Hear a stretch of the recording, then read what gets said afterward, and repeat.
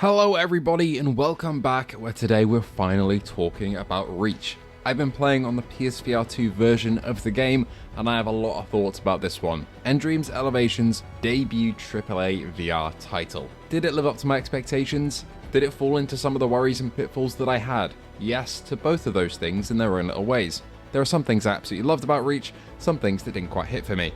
Overall though, I had a very good time with this one and I'll be breaking it down for you today, piece by piece.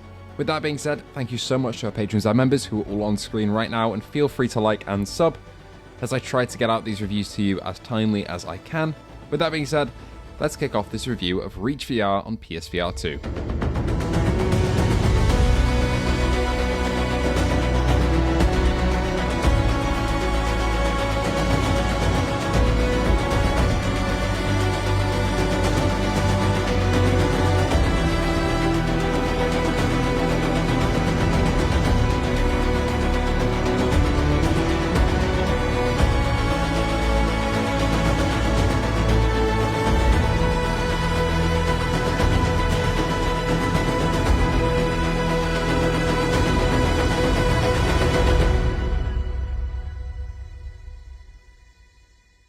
Reach, again developed by nDreams Elevation, takes place both in the normal realm of Earth and in the underground realm of Ferra.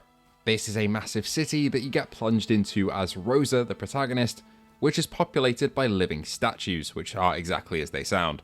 After a devastating earthquake, you're plunged into this realm of living statues, and it's your job to stop the big bad of them, who's trying to break free and bring terror to the Earth. Now this story is serviceable, and we'll talk about the writing a little bit later, but it does keep you motivated all the way through, and I never really felt I was bored, although that's probably helped by Reach's runtime. Some people, me included, were a little bit concerned that this game would be to the 2 to 3 hour mark that previous nDreams games have been. I'm here to report that that's not the case, but it did run me 5 hours and 35 minutes exactly. I played on normal difficulty, so cranking it up to hard or the hardest would probably take you maybe 7 to 8 if you really struggle with the combat a bit, of which there is a fair amount of. With that being said, do please keep in mind I'm usually on the faster side of things. For Behemoth, I was on the faster side, same for Alien, same for Metro. If you take your time and really explore everything slowly, it's going to take you longer, of course. I'm just a fast player in that nature in terms of blasting through areas. From what I've heard, some other reviewers are closer to 6.5 to 7 hours, so please bear that in mind.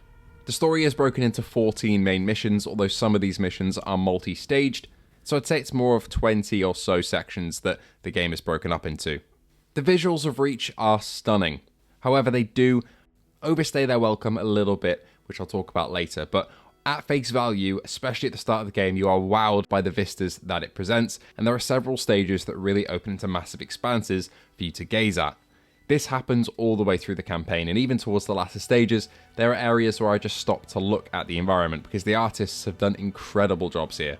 Genuinely breathtaking stuff, and it looks properly sharp on PSVR 2. From what the devs have said, it does use dynamic foveated rendering, and I'd be very surprised if it didn't because it does look stunning. However, I don't believe HDR is supported here, although the colours do really pop. I played it on Quest 3 for the demo last month, and the difference in colour really makes itself apparent between the OLED and the LCD. It does have no PS5 Pro optimization though, I can confirm. The game does run reprojected, however, which will be a bit of a disappointment to some of you, and at the start it was to me too. I did slowly get used to it as the game went on, and by the end it was feeling pretty fluid. It's not the worst reprojection that I've seen, honestly not too bad. It's not as bad as say Horizon Call the Mountain, but it is definitely there. And that was a bit of a disappointment because previous nDreams games have run native like Synapse, but this being built in Unreal and having massive vistas that are very detailed, with tons of reflections with cue maps in them and a lot of stuff going on with the shaders, I can see why that was needed for performance. The performance did not dip below 60 to 120 reprojected though, it was stable all the way through. I didn't have any hitches in terms of frame rate. Haptics are included here and all are utilized. Headset rumble, adaptive triggers, haptics in the controllers. From what I can recollect, headset rumble is used here, but I didn't really notice a strong emphasis on it, although the triggers are really where the mainstay is there and in the haptics and the controllers, but everything is used to a good extent. The main draw for Reach for me though is the movement and how fluid everything is. Some people will complain that this game looks and plays like a climbing simulator with some combat thrown in there. I'm here to tell you that it's more than just that. The movement here feels so fluid and great, bouncing between platforms and launching yourself up and down. If you think this is like Horizon Call the Mountain, then you're dead wrong. It just feels fluid to play. The grapple is fantastic, the shield is great as well, which can be used for clambering.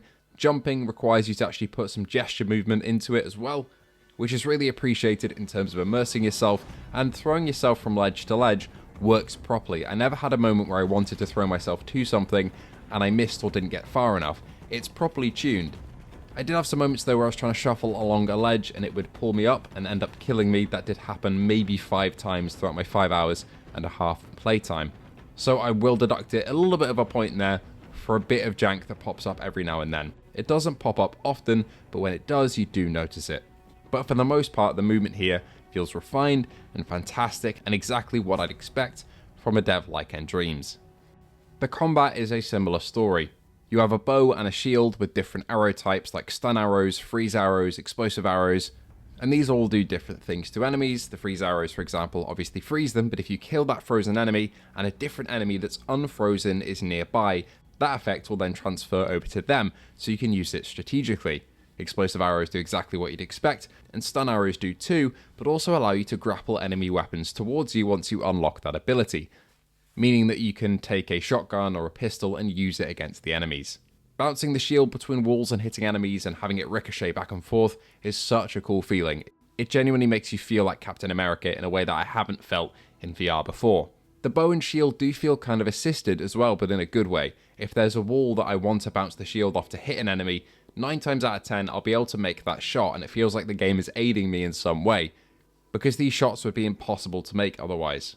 You have all of your stats of how many arrows you have and your health on your arms, along with your shield, and later the charge for some magnetic gloves that you get, all on there so they're easy to read, and your health regen is done by a stim pistol that you find mushrooms for around the map that charge you back up.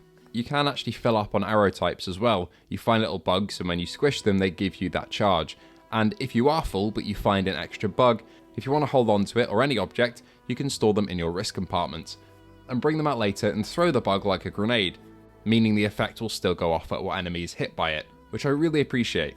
Overall, the movement and combat is spot on here. I really loved it. Apart from a bit of jank, big thumbs up from me there. So all this sounds really positive, right? And yes, it is, but there are a couple of pitfalls for each for me. First is the writing. It isn't really what I enjoy, I would say, in terms of how it's written. A lot of characters will be repeating certain things and stating the obvious. Of course, they're in a new fantastical world that's stunning them, but it just feels a bit Marvel-esque with some of the quips, but it does calm down a little bit later on. And where the writing actually went in terms of story felt a bit predictable in its beats. The main enemy force is predictably mustache twirling, and your character goes through the motions as you'd expect. Nothing really surprised me in terms of story and writing all the way through. Enemy designs are distinguishable. There are only a couple of them, being pistol enemies, shotgunners, spotters who beef up the other enemies and give them more health, and one large enemy called the Terrorcore, which you'll have a couple of encounters with, which are crafted pretty fantastically, to be honest. These really heighten the adrenaline of the scenes, and I really enjoy being chased through alleyways and spaces with this hulking beast behind me. The game does nail tension and feeling like you're up against large odds throughout its campaign. With that being said, the world that you're actually traversing does look kind of the same all the way through. This was one of the things I was worried about before playing. The starting areas, the first 2 levels that take place just on Earth, do look absolutely fantastic, and part of me wishes that we got a little bit more time there, to be honest, because the parkour there feels great, and it would make the switch to the underground a little bit more jarring. The introduction to the underground itself is fantastic, don't get me wrong, but after a couple of hours traversing through this area, it all kind of feels the same. There are some different parts with different paint schemes and some difference in architecture, but for the most part you're seeing what you're seeing on screen right now throughout your entire campaign playthrough. It does make the glimpses you get of the overworld look all the more enticing though, as different cars and buildings are strewn around the underground because of the earthquake that you come across throughout your playthrough. But overall I did feel like the world, despite being beautifully designed and intricately detailed, hit the same beats over and over too many times. I also would have liked it if there were some other humans scattered around the story as well.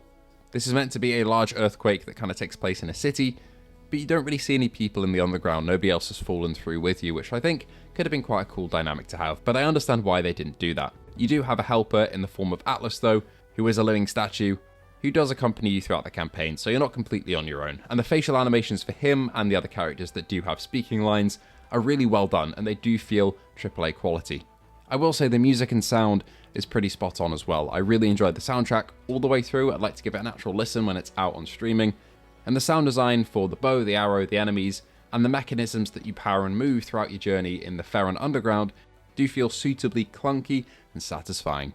I will say though, I did have a bug with the sound, which I'll elaborate in my bugs section in a minute. Oh my god. And here's the money shot. This growing up. There it is. This is amazing. The game does make you backtrack a bit as well, going through some areas you've been through, but it doesn't really do it often or for too long, so it never really overstays its welcome in that regard. One little note as well is that you've got to love opening doors with both hands if you are to play Reach, because you'll be doing that a lot. Every single stage is separated by a door you'll have to open in this style, and they'll usually lead to a new puzzle, so if you're not really big on puzzles, you might not enjoy some of the gameplay that Reach has to offer because it does rely on them quite heavily. They're never really too difficult. I did get stuck on one or two for maybe 5-10 minutes, but for the most part, they're quite intuitive, but there are quite a few of them between combat and parkour stages. So yeah, I did get lost one or two times, but for the most part, it was okay.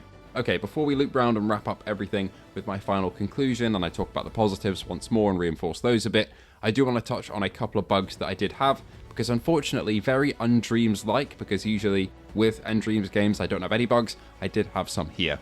The first one I've already mentioned, the game kind of climbed when I didn't want to sometimes. For the most part, the body IK system is fantastic and does exactly what you expect, but that 1% of the time when it doesn't is really felt, and it's usually when you're trying to do something important, like you're hundreds of feet in the air climbing some big monolith, and Rosa decides she doesn't want to play anymore and she throws herself into the abyss. I had one cutscene that didn't trigger as well. I got stuck in like a falling state. I don't want to show that for spoiler reasons because it shows off some late game stuff, but that did occur. Then I had to restart. It didn't take too long to do that, to be honest, because the save checkpoint was right before it, but that did occur. One of the big bugs that I had was that throughout some of my playthrough, the audio for certain elements just didn't play. Most notably the stuff that occurred in combat, like the bow and arrow sounds, the shield, and the enemies walking around and firing their weapons. This was a bit of a bummer because the audio is done really well when it's working. So that was a bit rough to see. Or hear, should I say. Hopefully that'll get sorted. Whenever I booted up the game as well to give it another play session, it reset my snap turning and audio settings too. So I'd have to reset snap back to smooth and then reset my audio down a little bit to where I had it before. But that wasn't the biggest deal in the world, but it was a little bit annoying. And finally, there was a bug I encountered once, but I've heard this from one other reviewer as well, where the game would fail to save state. So essentially I would be playing through as normal, I'd get to a new stage, and it would flash up an error message on my PSVR2. The game wouldn't crash, but it would say error, and it would happen over and over again until I restarted. And since the point where that began to happen, my saves wouldn't save, basically. So I'd have to restart and go back to wherever the starting time was of when that occurred, if that makes sense. So hopefully that's also sorted with the day one patch or something, but that did occur to me once, and I've heard it happening once to another reviewer too. Now, with all that, I just want to reinforce that Reach is a damn fun game. Some of the vistas that it's going to show you are truly breathtaking, the detail is stunning, the game looks sharp on PSVR2, it's got some really fun combat, the parkour and movement is perhaps the best I've ever played in virtual reality, Dreams have that down to a T. The story was a bit predictable though, the character writing wasn't quite for me, and the world design kind of looks very similar all the way through. That coupled with a 5-hour and 35-minute runtime for me personally, which will probably be a bit longer for you, along with quite a few bugs that I ran into, made it not the most perfect AAA VR experience for myself, but I did feel satisfied by the end of it, and I definitely would play it again. Let me know if there are any specific things that you want to know about Reach, and I'll be happy to answer them in the comments below. But overall, I'm happy with this one. I hope it gets a bit more polish on day one, because in the review build at least there were these issues. But as a game, fundamentally, it's good fun. There's not really anything else like it in terms of VR gameplay and movement especially, that combines all these different elements. And if you enjoyed their previous games, I think you'll have a good time with Reach. Anyway, thank you all so much for watching, and I hope to see you all in the next one.